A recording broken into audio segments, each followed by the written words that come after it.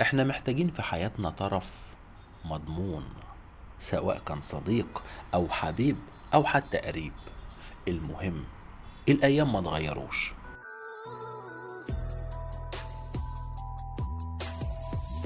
شخص يكون فاهم دوره في العلاقة وعارف واجباته ومكتفي بحقوقه.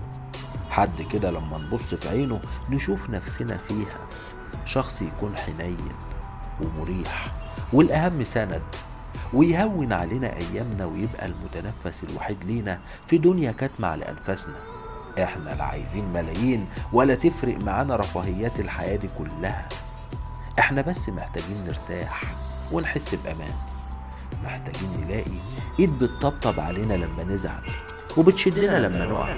محتاجين نطمن وبس.